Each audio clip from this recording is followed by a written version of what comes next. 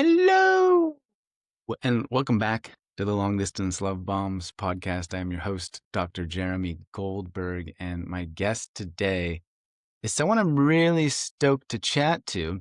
His name is Blake Kasemeier, and he is an internet personality, according to Google. I would describe him as a content creator. He's a writer. He is a poet. He is a visual poet. He creates videos around the unmagnificent life of adults. He talks about fatherhood and many different things that occur in one's daily life. And I just love his stuff. I've loved his stuff for a while, and I've quietly been observing and reflecting and relating. And I reached out to him and just said, "Hey, man, you want to be on the podcast? I think we'd be homies." And he said yes. And we had an awesome chat. We have very similar backgrounds. We both grew up going to punk rock shows in Southern California. We both found our way into a corporate/professional space and have both since left that to work on the internet solo. And we have also created tiny humans and adorable tyrants that we live with. So in this conversation, we vibe about art being anything that you can get away with. We talk about poetry. We talk about using your voice. We talk about life. We talk about all kinds of random things. It's a great conversation. It's ebbing and flowing and fun.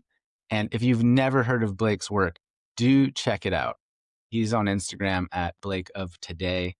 I love his stuff. I watch it all the time.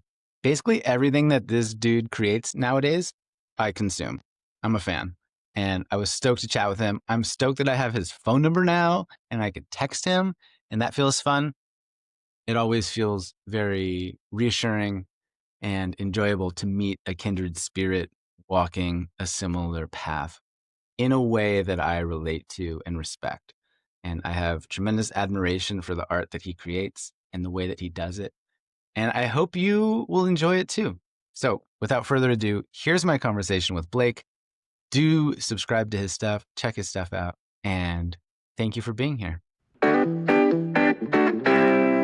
Actually, dude, I forgot to ask you one question, which is how do you say your last name? Oh, Kasemeier. All right, Blake Kasemeier. Welcome to the podcast. Good to Thanks meet for you. having me.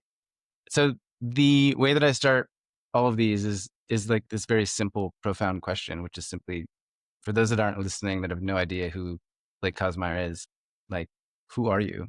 How do you describe yourself?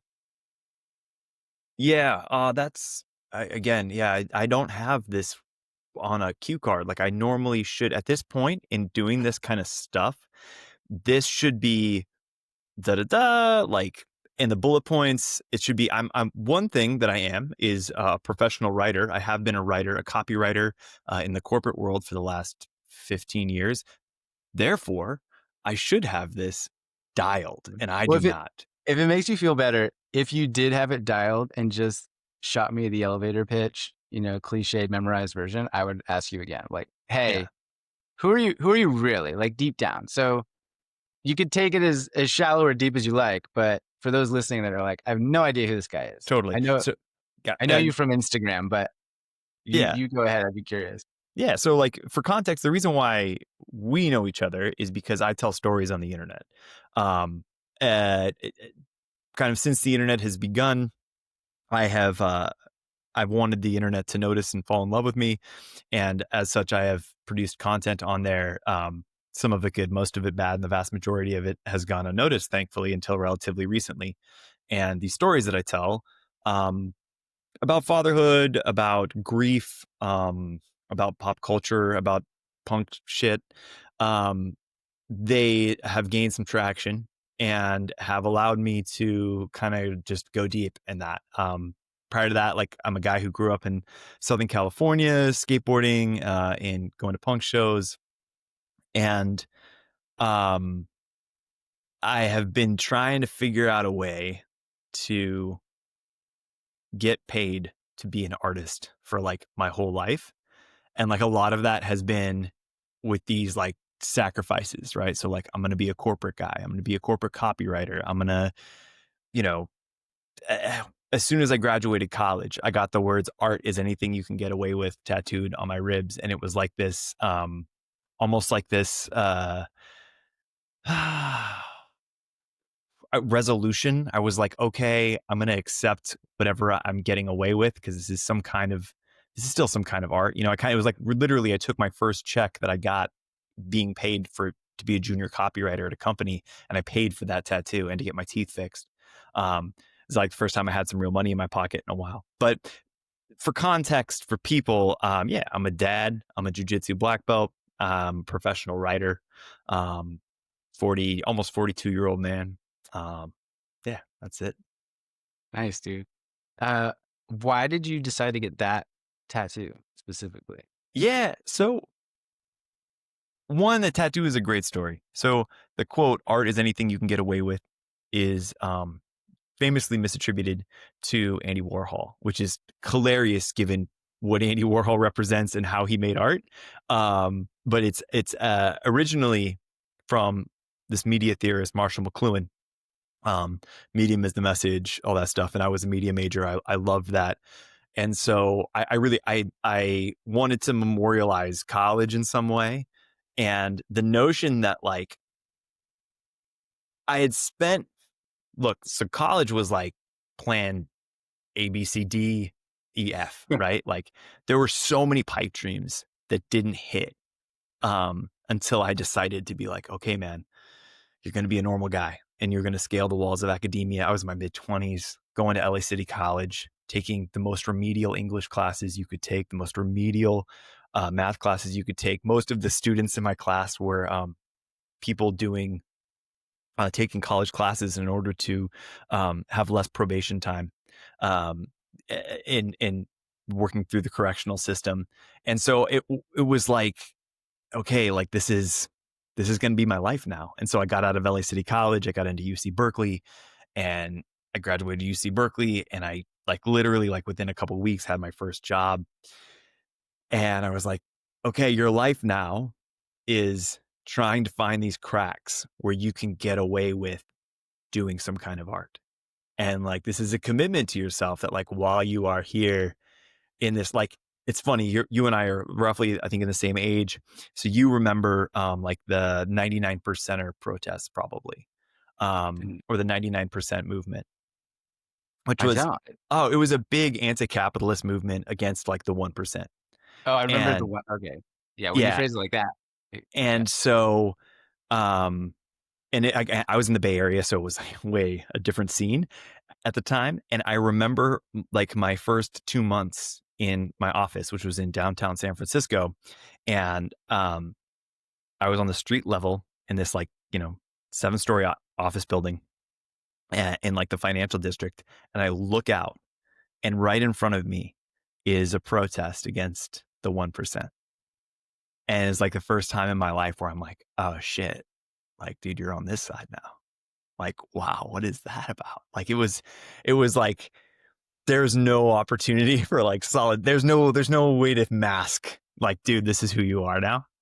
And so like shortly after that, like I got my first paycheck, like I said, and I got that tattoo because it felt like, okay, you got to commit to getting away with it now, like however you can fit it in. Mhm. It reminds me of some of those video clips I've seen of protests where you could tell that the police are very compassionate or empathetic to the crowd, and you could tell that they're one of them, but they're holding the shield and they're having to be the identity of the enforcer. So Yeah. that what you just described there strikes me as this sort of existential inner, not a crisis, but like perhaps a conversation where you're having to explore and unpack who you are, who you want to be, how you're choosing to spend your life. And so you got the tat to sort of remind you, hey, don't go full corporate guy. Like remember who you are. Yeah. Yeah. And I think at the time it was this resignation that that there was no way to merge the two in a way. That it was like, hey, dude, like it's either this or it's this. And what's Mm, interesting is that now, like the path that I found is that it's a weird confluence of both because the vast majority of people, um, of us humans are not living in that world where art is a reasonable way of sustaining yourself, of making, a living. And therefore, when you make art about and from the point of view of folks who are on the other side, it's like really cool. It's like people are like, "Hey, it's so cheesy because I'm like a 41-year-old cis white straight male, and I'm like, finally getting some representation in art. It's so Yeah. cheesy, but it's the truth. I think that's what resonates with people is they're like, oh no, that's a normal dude, and he's talking about normal dude things, and I'm a normal dude. And so what I found is that like the successful route sort of within that is to just speak from that point of view. Um, yeah, it's kind of funny because I just kind of put it together now that like before it was so binary. It's either this or this, and now it's like it's actually this through this. Yeah. I've had to battle that myself and I suppose it's a regular conversation that creators have to have, right? So why me? Why my voice? This has already been done. This has already been said. And you're this, as you described, quintessential stereotypical privileged dude in LA talking about very normal things like coffee and kids and water balloons and such. And did you have to have that conversation, or do you still have that with yourself as you put out content? Yeah, I think so. There becomes this weird thing when your subject matter is yourself, right? And you probably can relate. And there's how much am I observing? How much am I observing being observed? How much am I living in the moment? How much am I thinking about how much is going to be on video? How we're going to edit this moment? Blah blah blah blah blah. And like, what's cool is that most of my stuff isn't like, hey, I did this today, and like, here are my kids performing for you, right? So like, most of my stuff is like, I have a story to tell you. I'm going to sit down and tell you this story, and it may or may not be related to what you're seeing visually, et cetera, et cetera. But it gets weird when you're like I made a post about getting laid off from my job, and that post was seen by millions of people, and tons of really kind, thoughtful people reached out in order to give me an opportunity to be like, hey man, like, do you want me just to look for jobs for you? Like, do you want me, like, so many nice people, overwhelming. And it was right around the same time where I was like, well, maybe I can make doing the content uh, my living, or some hybrid of all of this. And it's weird. I was like, well, are people still going to relate to me or like me if this is the thing that I do? Because then it's not relatable. It's not whatever. And I think my point of view on that is that it's not the thing, it's the lens that observes the thing. Right. And so that's my lens. So it's kind of hopefully what I point my lens at is the thing that's interesting. It's not necessarily the thing that's interesting, it's the lens that you're looking through that makes it interesting. Hopefully, that I'm providing for you the perspective. And so that may be as a guy who is has a 9 to 5 job and is trying to make his that shit work and do this cool content on the side. And that may be this guy who's, you know, at this stage in life where he should have more stuff figured out and is like, oh, I'm going to take an insane risk that like kind of scares people that are half my age, actually. Um, when I have a lot more on the line. And I'm going to ask my audience to come with me on that journey. So it's, I don't know. Yeah, the being observed of you being the subject is always this incredible like crux and like cool philosophical thing, right? Yeah. Yeah, I find it's like, how much do I expose of myself? And when you're speaking openly and honestly and perhaps vulnerably, there's this kind of spectrum of like what feels good versus what feels indulgent or narcissistic, what feels helpful for those watching and consuming versus what's just me trying to help myself with their eyes, etc. So I'm curious if you could maybe give an example about what you said about the lens through which you view the thing is more interesting than the actual thing that you're viewing. Yeah. Like for those listening that don't actually know your videos very well. Yeah. Well, I got a video about coffee mugs that has like a couple million views, right?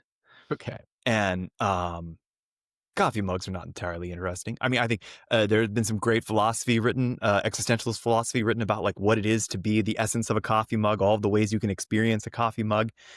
However, for common folks, the coffee mug is the thing that holds your coffee that you drink on your way to do the thing that you probably don't want to do that day. And so I had this post that was like, hey, here is kind of like an emotional sort of it, it, delving into like, hey, man, at this stage in your life, everybody's got a favorite coffee mug. And here is what that represents. And here's why it's your favorite mug. And like coffee mugs aren't particularly interesting, but I think to allow yourself to see the things in your own life as interesting is really fucking cool. And I think that Mm. when people look at my content, they're less like, oh man, this guy's a brilliant writer. They're like, oh, it's really cool that I have these things in my life and he has those things in his life. And he is taking a minute to look at those things. And I should take a minute to look at those things too. Mm. It's not just, hey, that's a brilliant guy. I don't think that's it at all. I think people are like, they're like, oh, cool. He's pointing his lens at this thing. I should point my lens at that thing as well. Yeah. Yeah, if you ask people, they would say, "Oh, I like his stuff. I like his videos," which is what I've said to my partner when she's like, "Who are you talking to?" I'm like, "Oh, this guy on Instagram. I like his stuff. I feel like we'd be homies." So I reached out. And it's that simple. But if you go a little deeper, pull the onion back, like why do I like his stuff? If you had to reverse engineer that. And I'm reminded of a meme I saw a while back, which was something like, we all have a favorite burner on the stovetop, but like we don't talk about that. Why are we not talking about that we all have a favorite burner? And it Yeah. seems like something that you would post or write, like that sort of vibe, and make some existential philosophical statement around that. Yeah. Yeah. And I think that's exactly it. Right. And I think that part of it might be that like, look, man, I am a writer. Like I went to the National Poetry Slam when I was like 19. Like I have a whole world in there, and I have like, I call them like my little tricks, tools, things that you pick up where you're like, that's a neat thing to say. But I think mostly what people are interested in is the fact that like, I think that my whole thing is that, anything is interesting if you pay it enough attention. I wish I came up with that. That's John Green. But anything is interesting if you pay it enough attention. You just have to pay it enough attention. And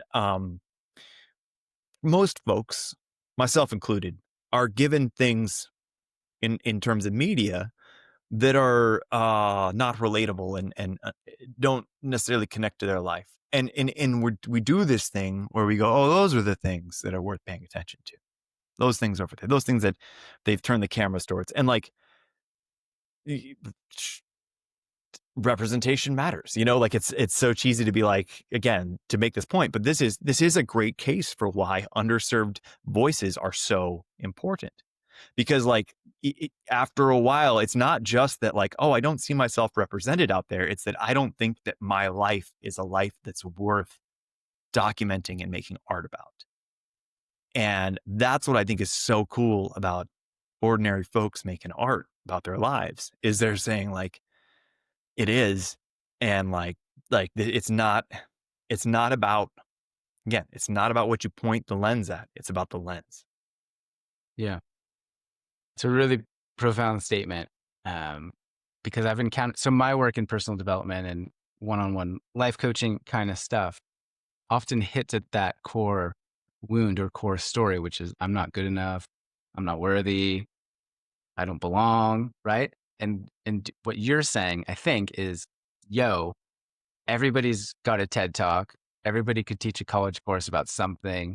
Everybody is living a masterpiece. And if you look at it in the right way, through the right lens, it can be this really powerful force.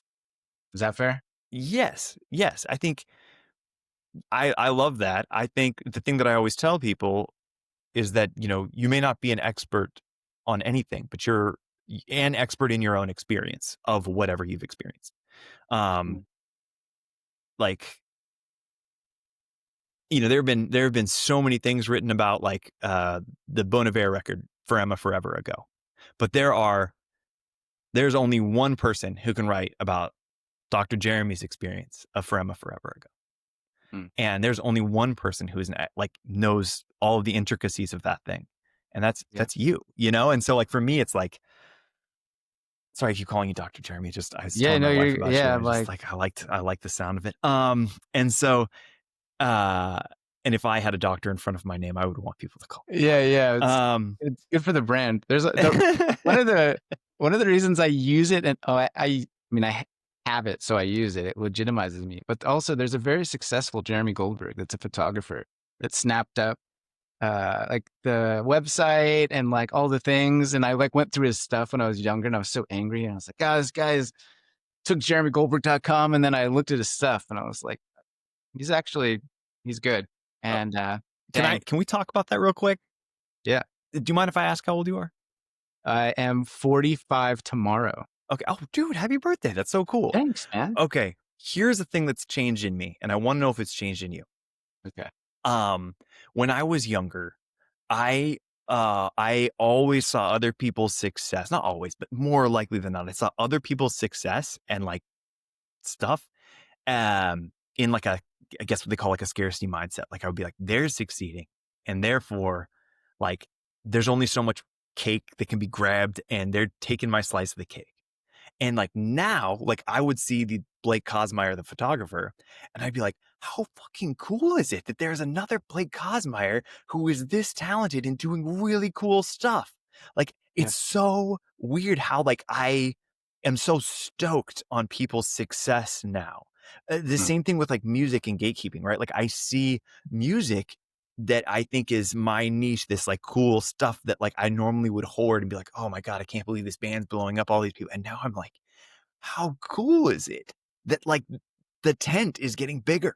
You know, do you experience that at all as you've gotten? I do, man. This is I don't perhaps know if you were that jaded to start off with, by the way, no, but no. I mean, look, if you grow up going to punk shows, you've got some jade to work through and some jade to polish, let's say.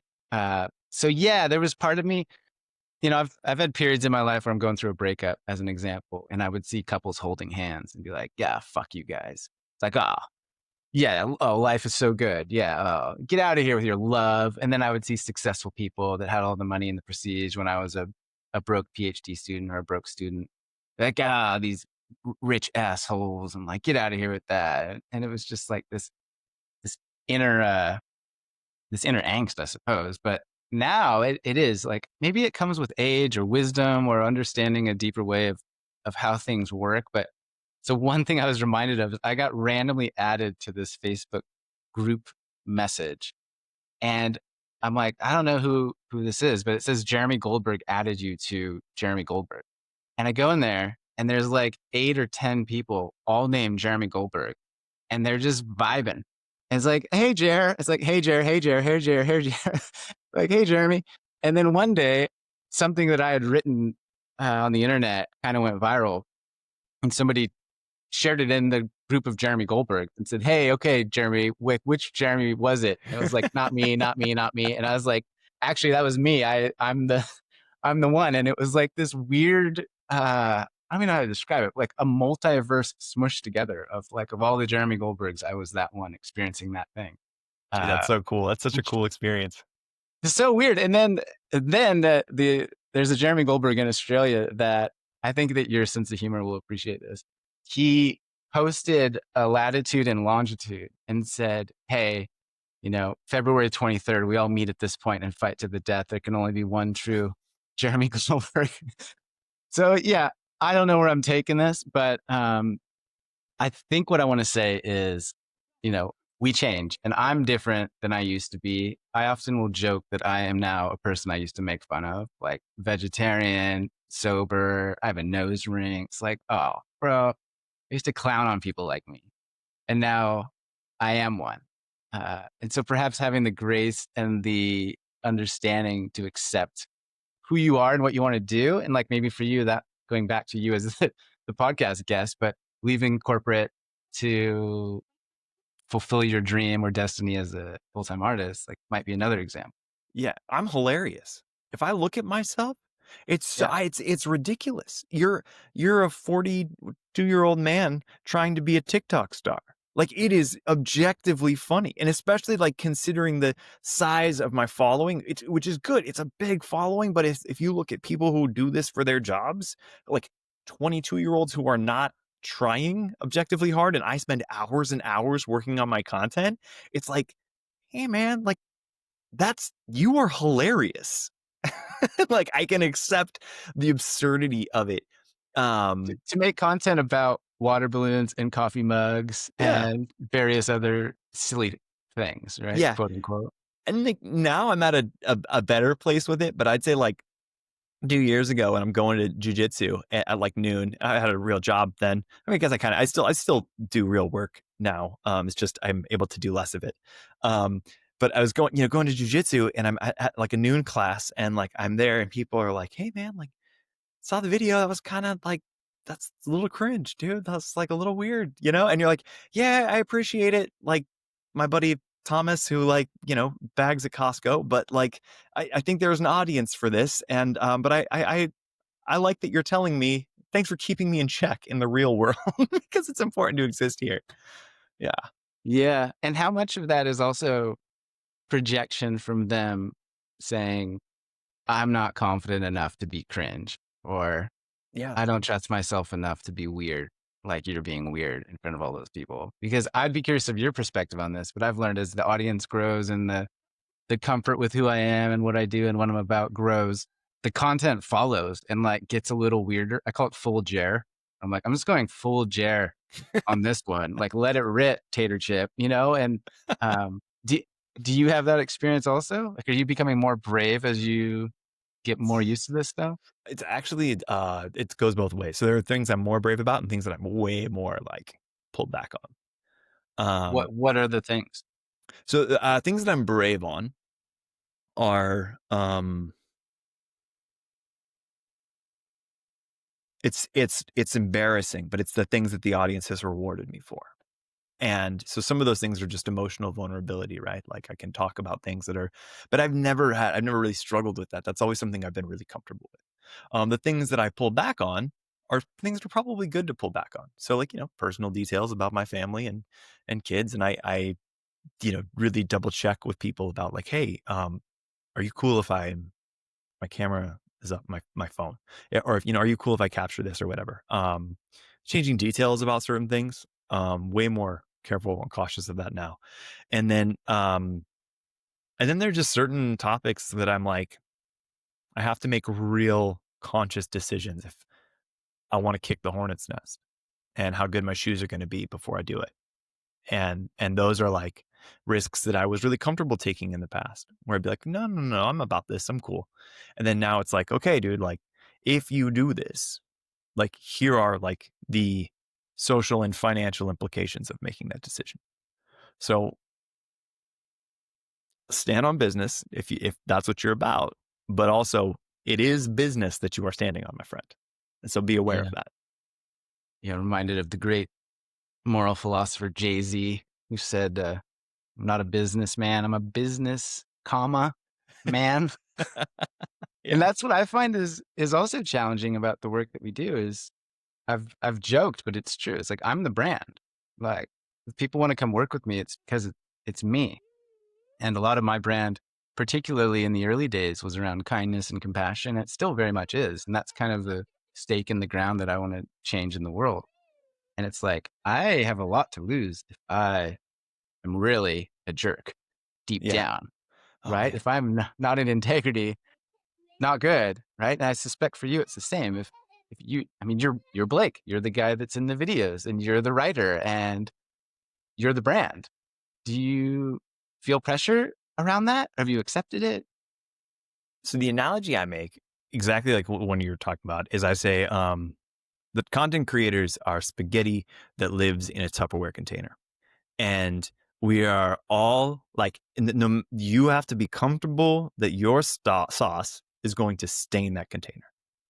And the more nobody has a clear container, and you have to be comfortable with whatever your sauce stain is. And the more you can't fight it, like the bigger you get, the more content you make, your sauce is going to stain the Tupperware. And what's great, Jeremy, is that your sauce stain is one of compassion. You know what I mean? Like you're actually that guy. And Yeah. and so what I see is that people who are not really that person It's just there is this constant pulling back of that. I'm comfortable in that, like, hey, the person who I present to you on the internet, that's going to be the guy that you meet. Except for a much less boring version when you meet me in person, a much less articulate and witty guy, which is always the thing that people are always like, I don't say, but people are like, oh, and I'm like, that I'm not as smart. Like, I spend hours writing that shit. The guy that you meet is overwhelmed and overstimulated and has probably been looking at his phone for too long this day. And when you actually meet me, I am not that cool. I also don't catch things as well. Like I noticed that I throw and catch things a lot in my videos, and that's often like take 3 that you're seeing that Right. actually makes the video. So that is a thing that I lie about. I'm not as coordinated as I may come off on the internet. But like one thing that I have noticed is that I'm very. I think this is somebody will disappoint me at some point, but I've been in circles and I've been in situations with very large content creators. And I've gotten a really good chance to meet most of the content creators who really inspire me. There's like a tier that I haven't met yet, but like most of the people. And the most successful ones are the guys and gals who, and in between, that are doing it. They are the people that you see on the screen. Like, that is one interesting thing about content creation, I think, that is kind of unique, is that like they are that person, or some version, some authentic version of that person that you see on the screen. I have yet to see somebody or meet somebody who is really, really nice on the phone and a total asshole behind the scenes, or the other way around. It's like a total asshole on the screen, and you meet him in person. You're like, man, that guy is actually. You're like, no, he's kind of a jerk, and that's his shtick, you know. So I think that's a really, like you were saying, like you were that guy, and the person you're seeing, because like part of it is just to do with scale. Like, you're making so much content at the rate that I have to, is that like, if I'm lying, yo, dude, like the sauce is gonna stay in the container. Yeah. Yeah, I've described it as, I'm just too lazy to be dishonest, or to pretend to be someone else that I'm not feels like so much extra effort and unnecessary difficulty that I just simply wanna be myself, and then that just lets me be myself in any situation. And it's almost like using laziness as a catalyst for authenticity, I suppose. Yeah, Of And I think for art, like, you can sometimes tell when someone's not quite it in the writing or in the video, or whatnot. And it often is not a loud, booming, red light flashing thing. It, for me at least, is often a pause. Like, I call it a little heart whisper. It's like, I don't know about this guy. There's just something, right? Whereas when I watch your videos, I didn't feel that at all. It was the opposite. It was like, I I believe this guy is living this life. I believe those are his shoes. I believe he didn't rent those children. Like, he's using his own voice in his own unique way. And I think, going back to something you said earlier, I think that you are a really excellent writer. And that was the one thing that struck me early on when I found you, was it's actually really difficult to make something sound so simple. Like, I remember reading David Sedaris' book years ago, 20 years ago, and thinking, this guy's a bestseller? Like, this this is so easy. And it took me maybe another 5 years of writing before I realized, oh, he's actually really, really good to make it sound so simple, right? And you do that in a 60-second clip typically. And it's essentially, you're a poet also disguised as a Instagram content creating videographer guy. But I feel like a lot of your work is just a poem. Does that make sense? yeah, I really appreciate that. And yeah, I mean, like I would have written you a shorter letter if I had more time, right? And like I think that's a lot of it. Some of it is the beauty of the punishing beauty of the medium, in that you're fighting for attention, right? And so it forces you to be brutally honest with yourself about some things. And then also some things where you're like, well, you know what? I just don't care today. Like, I just don't care if this gets picked up by the algorithm or not. Like, I made a video like 2 days ago that the opening is despite my doctor's recommendation, I've decided to build a stronger ass. And it's about rehabbing an injury that I have, right? And I wrote that and it was a throwaway. I was like, there's some poetry in this, there's some whatever. And I'm just gonna give it, I need to get it out. I need to get that one out. And it got out. And it just for like mentally, like what I was thinking. And like honestly, with that, there was so much in that I wanted to say that I didn't say because I was like, is this serving the video or is this serving me? Or like, is this serving the piece of art or is this just serving some kind of part of my ego that I want people to know that I'm thinking about this, that I want people to know that I have done research and read these things and heard these stories of these people, you know? There's a whole piece in there that I was like, I like heard this incredible story about um, women, older women who die of a broken hip, and it's this heartbreaking story. And I was like, oh, I have to put that in there. And I was like, dude, like, why? Like, why? That's it. You just want people to know that you know that story. And so, like, that's a lot of it. But thank you for calling me a good writer. I would say I'm a hard working writer. I work hard at it, you know? Wait, dude, you don't think you're a good writer? I do. I think I'm a good. I think I'm a good writer. I have a hard time, obviously, accepting somebody telling me that I'm a good writer, especially somebody who's successful and written things and is another good writer across from me. Right? Like I Mhm. appreciate that. Um, but Can it's hard to hear I share praise an example sometimes. of that, just so we're like on the same page? So I've been working on this book for a long time, and I hired an editor who I really respect as a writer.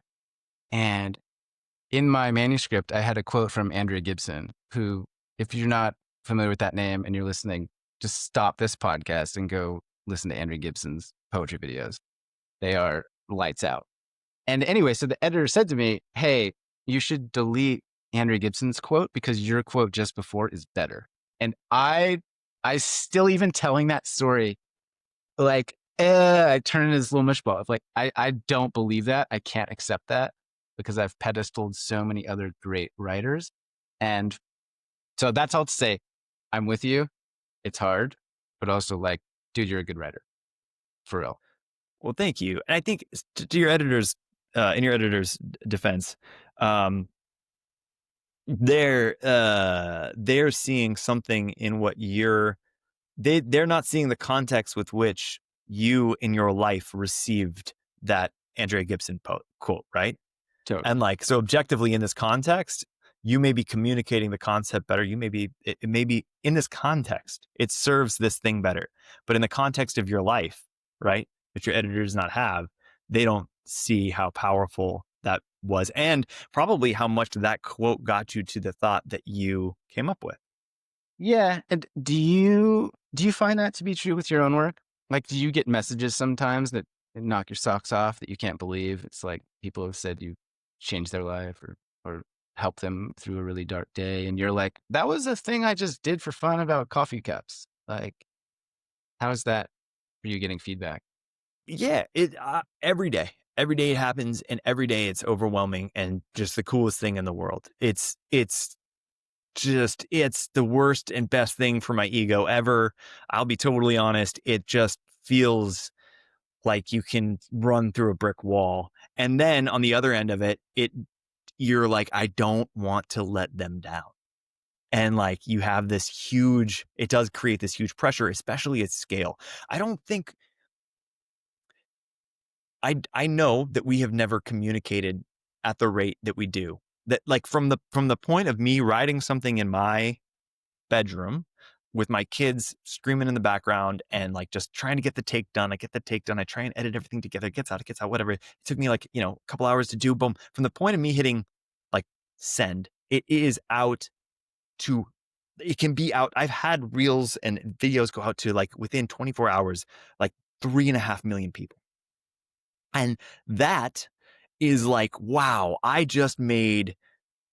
there are so many impulsive, bad decisions in that piece of art that had I known it was going to be seen by 3.5 million people. And if you think about that too much, it will like, there are so many people that I'm afraid I would let down, if I made this error, if I said something wrong or not as thoughtful as I wanted to be, or not thoughtful as I am, if I had 5 minutes instead of, you know, 62 seconds, how long my videos usually are. It just, so it can be really cool. It could also be really scary because you're like, man, when I was a young artist, like, I think to your point, like, and I still do, I have people like that. I have people that I'm like, oh my God, every day I see something. I'm like, thank you. That touches me. And I guess part of it helps, right? Because now that I'm this age and I've been touched by and exposed to so many things, I know that, like, there is a gradient in life, and that some things will impact you more than others, and that I will hopefully see something tomorrow that will also impact me. And so I kind of use that to just, like, rationalize, be like, okay, cool. The other thing that becomes overwhelming, and I had a friend tell me, I had another friend who's a content creator tell me this, and it was so helpful. I was getting overwhelmed because I couldn't respond to everyone. I was like, man, because I blew up on Instagram very, very fast. TikTok was kind of a slow burn over a year or so, but Instagram was a couple of months, and I went from having literally 1,000 followers to having 150,000. And I was like, for whatever reason, like, the algorithm got a hold of me, and it I was receiving messages at a rate that was overwhelming, and I felt so bad. And my friend told me, who is bigger than I am, he said, "Hey, you've already done the thing. Like, the art was the thing that touched them, and they felt compelled to write to you. And you feel like you're not doing anything for them by not responding to them. But you have to remember that, like, you kind of already did the thing, and that writing that message is probably more about them than it is about receiving a response from you." Um, I still feel weird about not being able to respond to everybody, though, for sure. Yeah.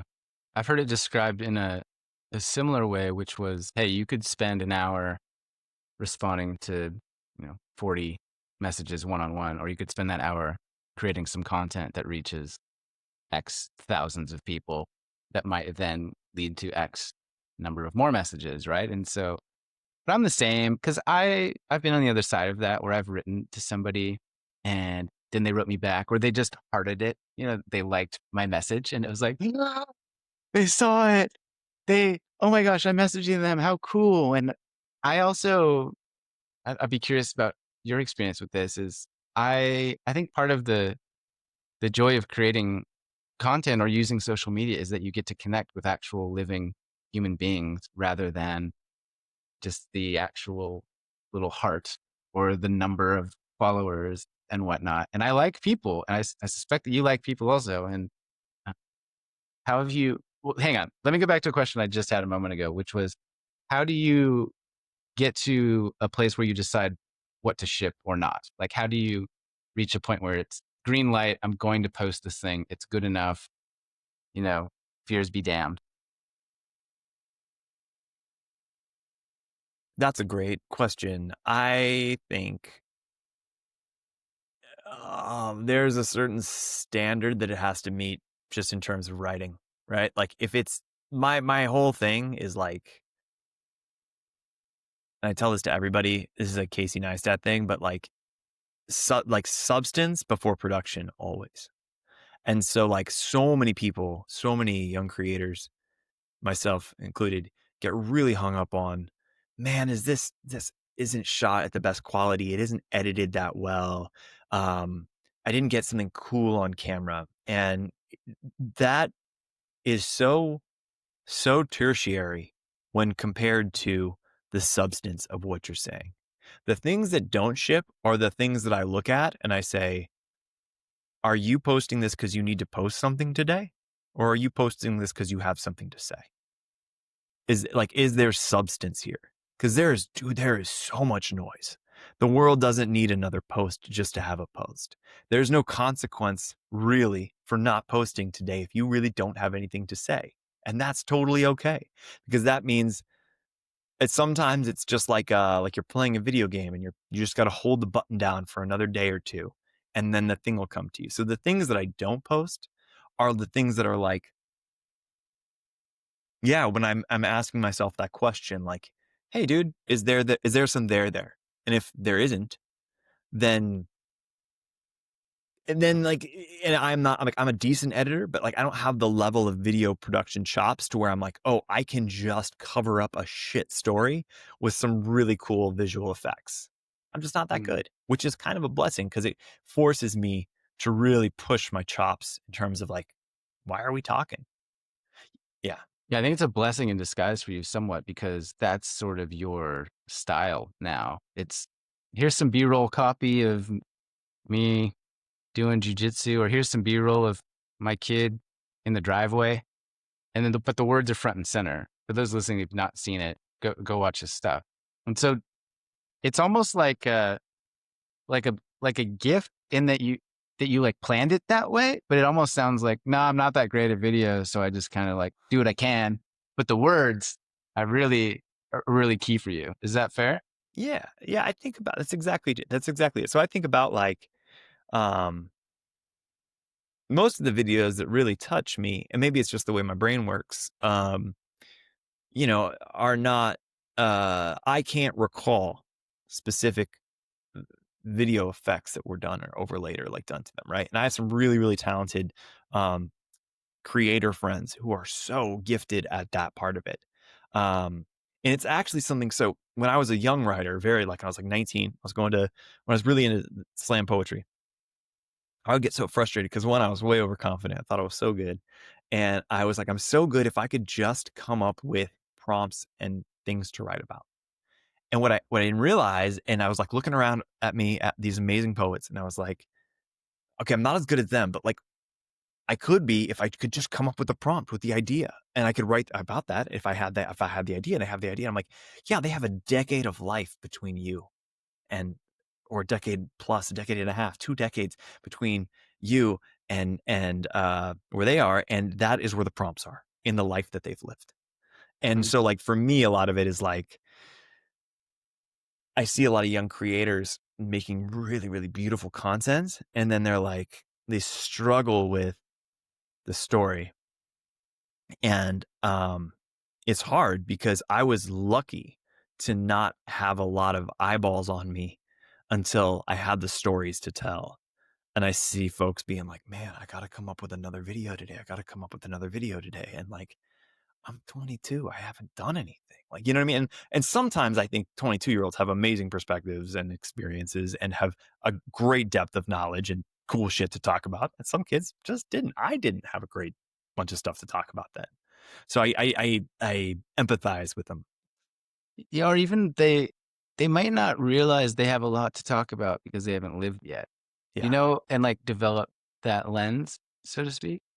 And some of what you're describing here is how I feel like it's empty calories is if I see a really beautiful video and the production is ace, I'm like, this is a world-class shot, it's a sunset or whatever. And then I watch for 30 seconds and it's almost like eating cotton candy or just like a Snickers for dinner, where I like it, but part of me is left wanting more nutrition, so to speak. Whereas I feel like you're more like a broccoli and Brussels sprouts kind of content, you know, like, oh, this is Yeah. hearty, this is good for me. Like there's something there. I think that substance word that you alluded to earlier. Do you feel like that? It's kind of you to say. I think that's true. I also think that's I've had friends, like personal friends, be like, "Hey man, I'm going to support you. I'm going to continue to follow you. I want you to know that I can't always consume your videos. I just can't. I'm just not ready for it. And I just want to look at stupid viral clips of like, you know, Yeah. I need some whatever it cotton is. candy. Yeah, for my hour that I look at my phone at the end of the night, like I just can't. I don't want to chew on broccoli. Yeah. And I'm like, hey man, I get it. And so yeah, so again, like you're not always ready for that. Sometimes cotton candy, I mean, most of the time, cotton candy is really what people Yeah. want. So that's why I Well, try. That's why I do want to get the skill, right? yeah. That's why that skill is important. So would you say you're attempting to get better at the videos side of things, the production side? I think that's a skill set that always should always get better at it, right? You could always work on it. And like it is fun. I have my friend's son is 12 years old and he likes to do like cool trick edits.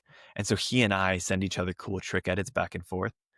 So like it'll be like, he like throws his hat across the room and then, appears in the other side of the room and his hat like gets on his head, right? I'm like, okay, cool. I got to figure out how to do that and do it a little better. And so me and Leo, like, we kind of like we push each other. And but yeah, I am at the level where I can keep up with the 12-year-old child right now. Not necessarily a professional, videographer.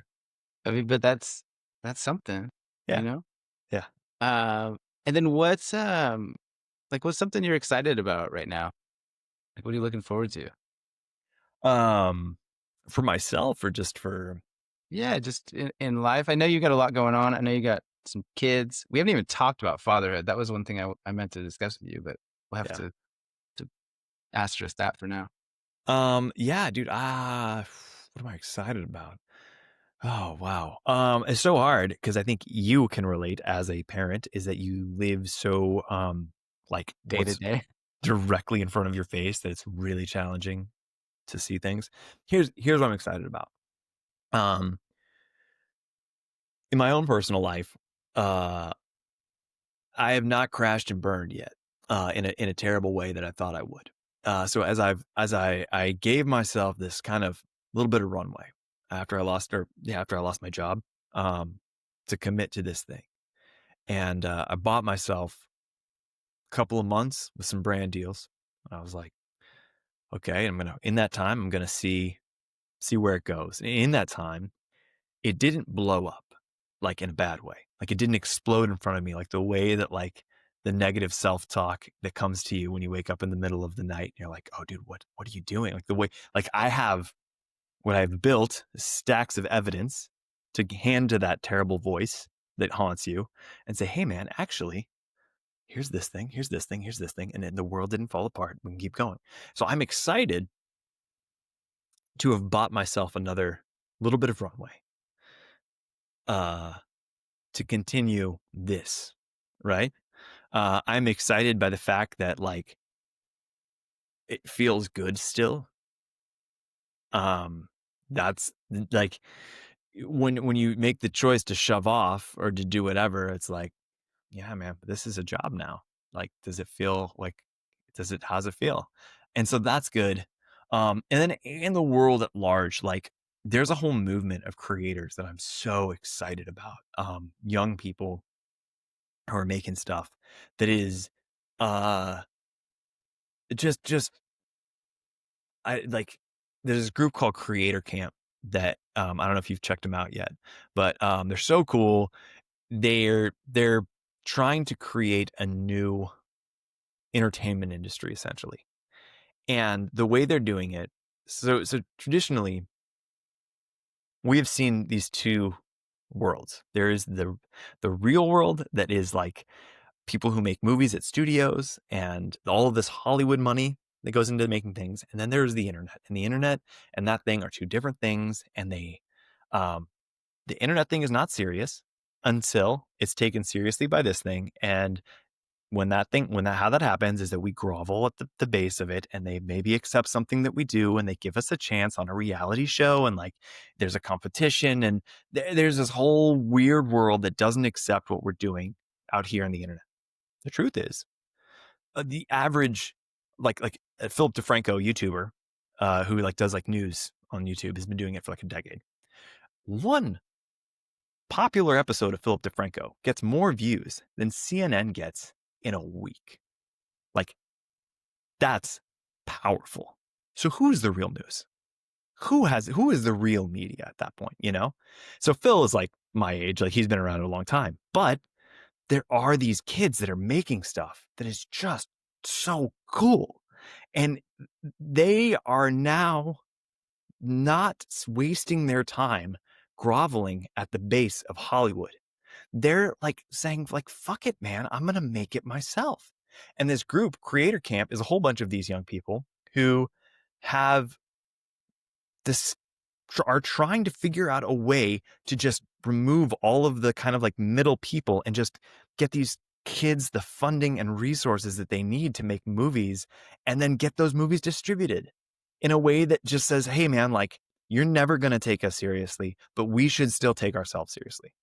And And I think that that is just the fact that that exists and that gives people something to stretch for and to get into is something that like I is so punk rock. It is so like it speaks to like the core of what got me excited about making stuff in the first place, right? Like getting in a van, booking my own tours.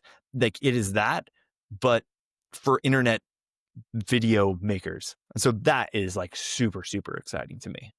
yeah. Yeah, we complain about the algorithm and corporate social media stuff, and we often will neglect the fact that you could put a video out before you go to bed, and when you wake up, a million people will have seen your art just like that. It's possible, right? And the Yeah. possibilities are limitless. More and more, actually, nowadays with AI and big tech and all the rest. And I was reading something the other day talking about how at some stage there will be a one person company that's like $1 billion company. And it's just going to be a, a dude or a woman or whoever, just sitting around, teenager, like, yeah, $1 billion company. And it might be a studio like you've described. It might be a bunch of wacky 22-year-olds chasing a dream. Yeah. Um, cool, man. Well, I know we're about out of time, but we've talked about your Instagram so people can find you on Instagram. I know you have a Substack. Is there anywhere else you want to direct a flow of attention? Those are the two main Uh, ones. all of the places on the internet where you go to find people. So yeah, YouTube, Instagram, TikTok, and Substack. You can find me at Blake of Today everywhere. Um, so that's it. I have a just one final random Oh, question that just popped in my head. for sure. So if someone's listening right now and they were like, dude, how can I help you? How can I change your life? Like, what would be your ideal Harry Potter casting the magic spell thing that might happen just to put it out in the universe? You know, like you jump on a podcast and then somebody, is it like the Nike CEO calls you to book a talk, or it's like, do you want some free bananas, or like, Yeah. what's the Yeah. thing? So like the next step in this is doing the opposite. So it's right now I'm scaling one to many. I would like to scale to fewer. I would like more like engagements with actual people in real life where I can share stories. I'm not an actor. I don't have a one man show, but I have this ability to tell stories to people in person that I feel like is much stronger than what I actually do on the internet. This is the feedback I've received, and I have had opportunities to do that over the past 2 years, and so like situations like that, like talking to people in person, is actually something that's really exciting. So what's exciting me about this call is it like you seem like a really cool, smart dude. And I was like, yeah, I would love to do this. So yeah, I mean, speaking engagements for sure are something that I'm very interested in. And I think that I feel confident saying, and I am, I am pretty good at them. I thought you were gonna go. Thought you were gonna go full good there for a second. I'm good. Yeah, I'm good at them. Yeah. This has been the feedback I've received. Nice, man. Yeah. And so, would that be where you talk and share poems, or is that where you facilitate an experience, or you're teaching something? Yeah. All the Talk and above. share poems. Yeah. And stories. Nice, cool, man. Well, I'll buy a ticket if you're ever near me. If you ever take that show on the Got road. one. It's how it starts, man. You've seen the that classic clip of the guy going off at the concert and he's dancing on the hill. You know what I'm Oh, it's the talking about? best. Yeah. And then it's like the second guy starts dancing too. And anyway, I'm rambling. It's good to meet you, homie. Thanks for all you do. And yeah, keep me in mind if I can ever assist, support, if you need a pat on the back, shove forward. You want Yeah. to come back on the pod and talk about how you've started your new corporate speaking gig, hit me up, man. For And sure. yeah, keep in touch. Awesome, dude. Thank you for the opportunity. And I really appreciate you sharing your audience with me. All right. That was my conversation with Blake Kasemeier, Blake of Today on Instagram. Go and like his stuff. Go and follow his work. Check out his profile. He's so good.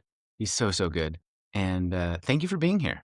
While you're here, maybe, you know, do something nice for yourself today. Maybe, look in the mirror and tell yourself you're doing awesome.